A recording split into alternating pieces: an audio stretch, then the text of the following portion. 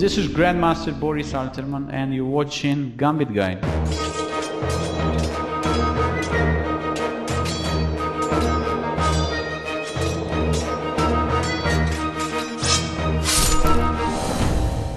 And welcome to the part 3 of the Goring Gambit. So after e4, e5, knight f3, knight c6, and d4, e takes d4, c3, d takes c3, and knight takes c3, we are getting into the standard position which already we studied for 2 lessons, and today is the final lesson, and I would like just to show you the most I would say playable continuation for black in this position, bishop b4.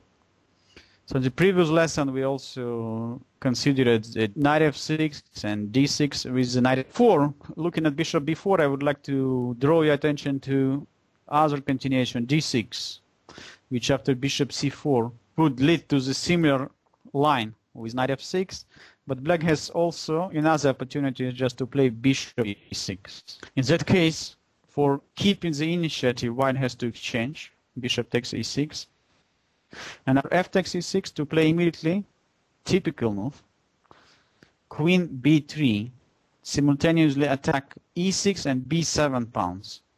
So now clear that queen d7 after queen takes b7 leads to the good position for white, so white is having just better development and already won the pawn on b7 back. So let's say after rook b8 and queen a6, white queen easy escapes. Still white is much better after short castling, and then that bishop could be developed to the long diagonal after b3 and bishop b2. Queen c8 is of course the strongest continuation in that case. How white should continue his attack in that situation? Knight g5, once again the weakest spot in this position is pawn on e6. Knight d8, f4, bishop e7, short castling, and you can realize that it's not so simple here to play for black. For instance, after knight f6, white is just continue with f4, f5. Black's king cannot castle anymore on the short side after, let's say, e5 and bishop e3. White is having just great compensation. Next, I would play rook c1. I could also intend knight d5 at right moment. Black's king never would castle on the short side. So that's why, that's the reason that bishop b4 is the most popular continuation in that position. So black is trying to exchange his dark square bishop and to finish the development very fast. The d6, knight f6, and short castling. So in the first game, which I would like to show you today, between Alexander Alokhin and Dmitry Isakov, played in Moscow tournament 1919, Alokhin didn't find the strongest response in this plan, and after bishop c4, bishop takes c3, b takes c3, d6, short castling, and knight f6, he simply decided to play here bishop a3. So other interesting opportunity here is to play knight g5 move. After short castling, f4, white intends the f7 pawn. So on most natural continuation, h6 is possible already to capture on f7. And after rook takes f7, bishop takes f7 and king takes f7, e4, e5, they can get into the very unpleasant situation. So where to go with the knight? Since d takes e5 is losing after trading, and f takes e5, knight on f6 is just lost because it's pinned. So white just gains the decisive material advantage. Knight e4 will be met by queen d5 and knight on e4 is gone. Move like knight g4 also leads to the losing of this knight on g4 after h3. So knight has no escape. So the only way for black to play in such a situation is something like knight h7 or knight g8. And still white is just keeping quite unpleasant initiative. So we can start with bishop a3 or from queen b3. Black's king is very dangerous situation still. Let's say bishop e6 could be made by queen takes b7. d5. Look at white's strong pawn center. After rook d1, the position is extremely dangerous for black. So d5 is under attack, and bishop e6 could be made by f5, bishop takes f5, and rook takes d5. Next discovery check would bring white decisive material advantage. Unfortunately, of course, h6 is not necessary, it's not forced. Black could respond in this position with queen e7, and then h6 is coming, which keeps position very unclear. Other threat for black is bishop e6, trying to exchange some pieces. So Alohin, in his game against Isakov, played immediately bishop a3. Now black has few opportunities. Let's say bishop g4 is really not the best one. Still, after queen b3, knight a5.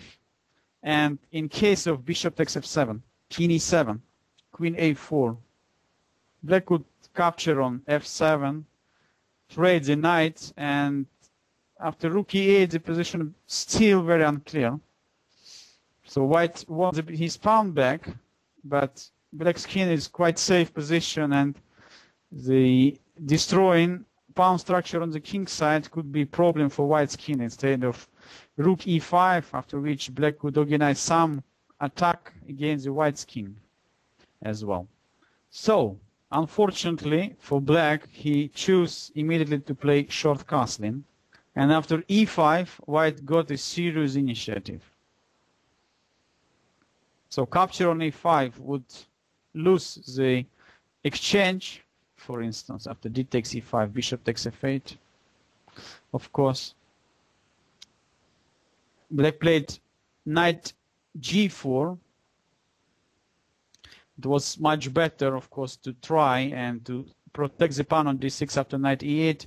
Still, by playing h3, bishop f5 and rook e1, it's quite big challenge for black here to complete the development without losing any material. So white's pieces, white, especially the bishops, of course, extremely powerful.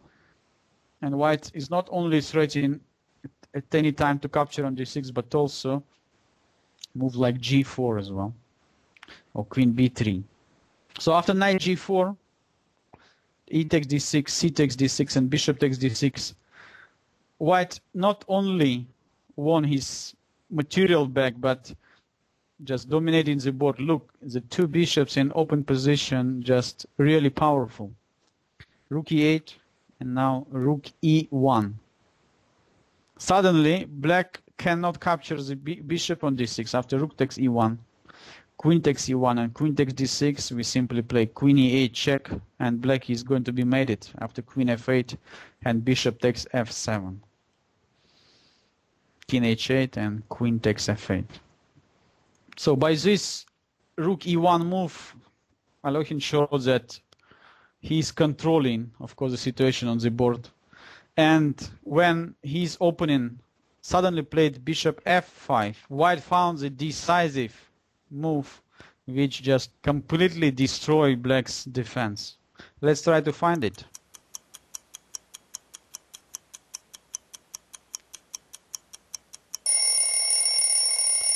So when I ask you to look for a combination, first of all, you have to pay attention that pawn on f7 is always the best target in such a situation. So bishop takes f7, immediately you have to start checking. And Alohin played bishop takes f7, king takes f7, and now queen came to d5 with a check. So first of all, black has no time for playing bishop e6. After knight g5, the e6 bishop is gone. In order to find the best defense, black could try playing king g6, but this is also losing after rook takes e8, queen takes e8, and finally white plays knight h4 and black's king cannot escape from the mating threats. For instance, king h5, queen takes f5, king takes h4, and now checkmate in 1, bishop g3. So king f6 is the last opportunity.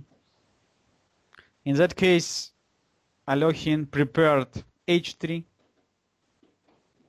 bishop e6, and quite difficult move to find queen d2, threatening queen f4 with a check, or queen g5. So black's knight has to go to h6, g4. There is no time for black to play knight f7 because queen f4, and after king g6 there is another fantastic, I would say brilliant move. Can you find it?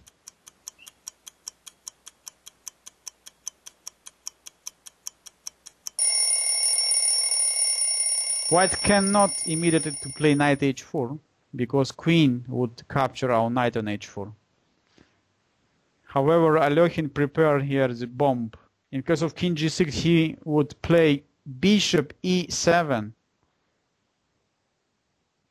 overloading. So all black's queen now is blocked after rook takes e7, and white could checkmate in 1 after knight h4.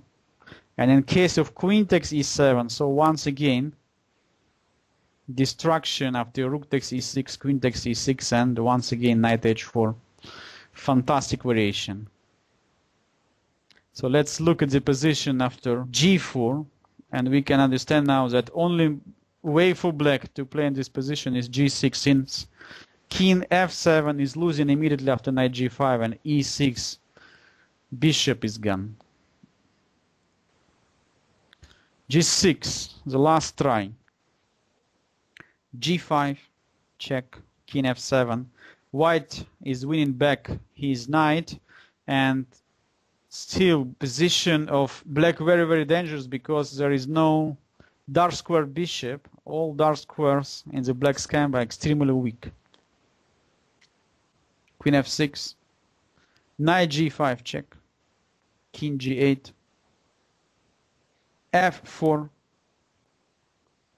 supporting knight and ready to bring the last piece into the game, rook a to d1. So Alokhin never forgot about the development principles. So here the same. After rook d8 and rook a d1, black hardly even could move. Bishop c4 played. Another very interesting tactical opportunity found by Alokhin, which is not so easy to see. Bishop e7.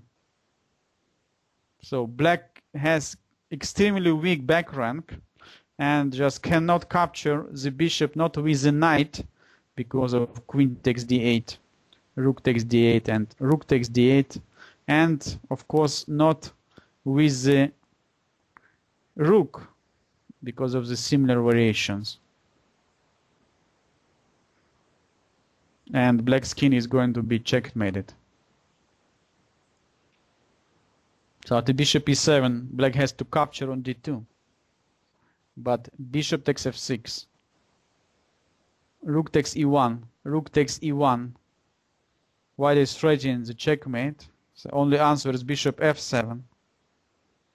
Now white is finishing the game. Knight e4.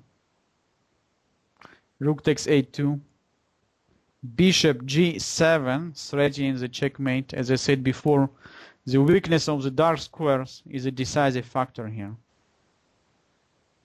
Bishop b3, and after knight f6 check, and knight takes h7, black resigned, since there are no way to stop knight g5 with force coming the checkmate on the back rank after rook d8.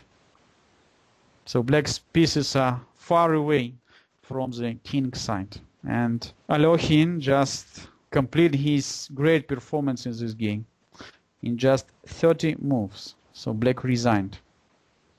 However, if we look at the opening part of this game, we can realize that bishop e3 move, which used Alokhin in that game, would be not a great continuation in case black would respond correctly. So this is a critical position. So as I said, Bishop a3 could be made here with bishop g4. And later on, in around 1959, Michael Tal played this position with black pieces against Yuchtman from the Soviet Union Championship. And for the first time, white showed the great pawn sacrificed. e4, e5. So this move changed, I would say, the development of Goring Gambit. So white is going to sacrifice another pawn in order to prevent black from castling and to open the diagonal for his dark square bishop. So black has a few options. Michael Tal played d takes e5, but let's start with knight takes e5, which, by the way, happened in many games. The white's idea is that after knight takes e5 and d takes e5, of course, white is not going to exchange the queens for winning the pawn on f7, but going to play aggressively queen b3. And black has no time for short castling, because after bishop a3, he has to lose his exchange on f8. There's no time to play rook e8, bishop takes f7, game is over, finish. So, now we can see the main point of the e4, e5 line. The bishop become extremely powerful. So after queen b3, black could try playing queen e7. Indeed, after bishop a3, c5, and here white has option to play queen b5, knight d7, rook a to e1, short castling, and f4, still keeping very promising initiative, which happened in the game between Penrose and Unzekeren, Leipzig Olympiad 1960. However, today's theory recommends here just simply to play bishop b5 check, after which for black king it's very difficult choice. After king f8, it's clearly that after bishop d7 and bishop takes d7, queen takes d7 and bishop takes c5, white is having just enormous initiative for his sacrificed pawn. Black's king never could castle. White is just going to bring his rook to the open files and just continue the attack. The old games which I looked at that line were not so great for black.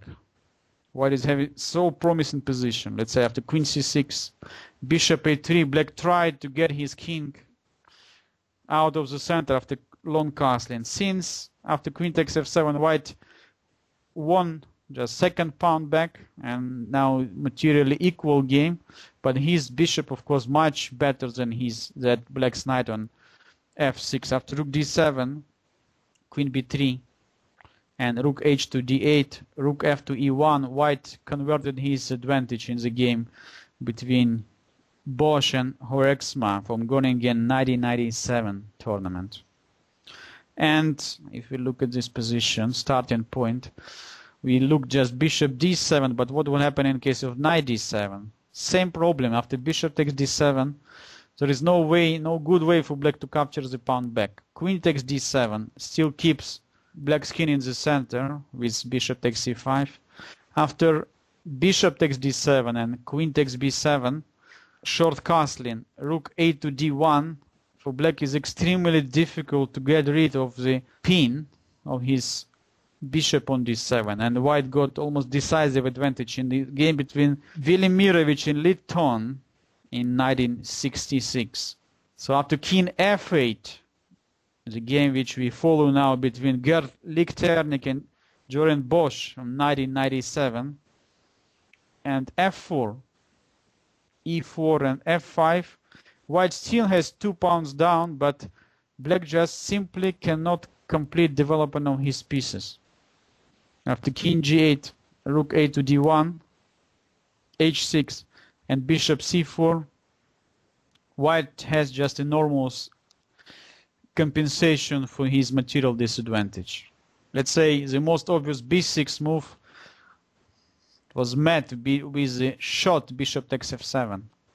After queen takes f7, rook d8, white is winning immediately, and with king h7 it will be the checkmate after bishop g6. So you can realize that white's huge development advantage, just easy could be converted into the material. And after king f8 and bishop g6, black's king still stuck in the center, white just continue c4s and bishop e5 in more active diagonal. Black's rook is still stuck also on h8. White is just having fantastic position and realize his advantage in just 38 moves.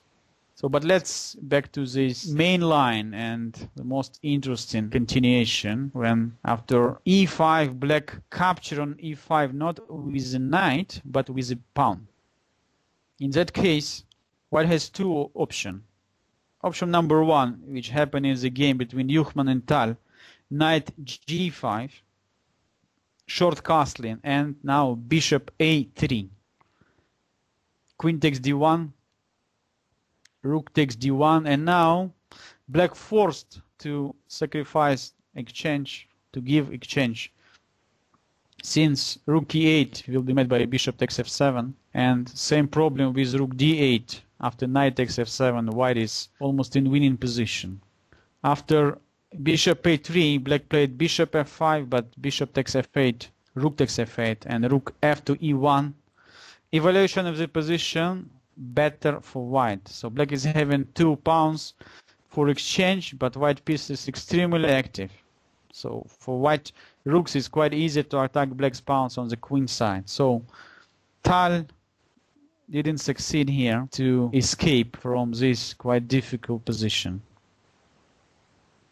So later on, it became clear that the greatest error Tal made by playing short castling. And Grandmaster Aronin found that by playing bishop e6, black would keep just good defensive chances.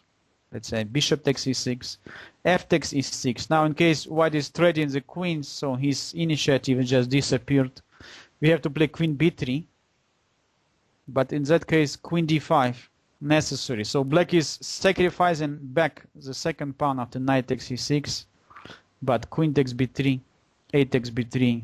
King f7 allows black to finish his development and to connect rooks. After knight takes c7 and rook a to c8, even white is slightly better, the position is not so clear. Rook a d8 even better, of course. Since after rook a to c8, white could play knight b5, intending also knight d6 fork and also knight takes a7 in some lines. But rook a to d8 just solves black's problems. So that's why in 1999, in the position after e5, d takes e5, Velimirovich, of course fan of the Goring Gambit, played quite interesting move, queen e2, intending knight takes e5.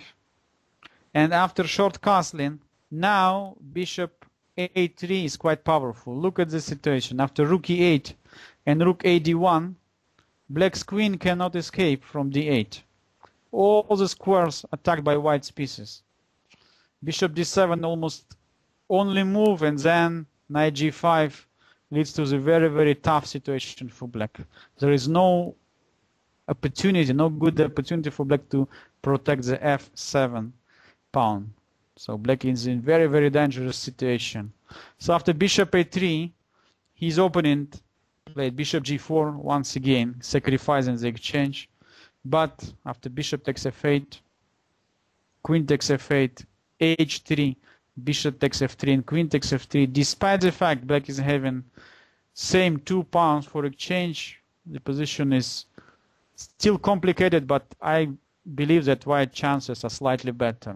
So here theory stands basically. If we look at where is the greatest development of this theory, e4, e5 is one of them. So don't forget that in Goring's Scotch Gambit, very typical idea is queen b3, the battery, attacking black's pawn on f7 and pawn on b7. Of course, knight g5, which we already know from the many gambit lines we studied, also Danish Gambit, also position of Scandinavian Gambit, which just only lately we covered, also Evans Gambit. So I believe that Goring Gambit is still playable and you can include it very successfully into your opening repertoire. And I wish you all the best. If you have any questions, you can leave me a message on ICC and follow my Gambit guy on Chess FM. This is Boris Alterman, and thank you for watching Gambit Guide.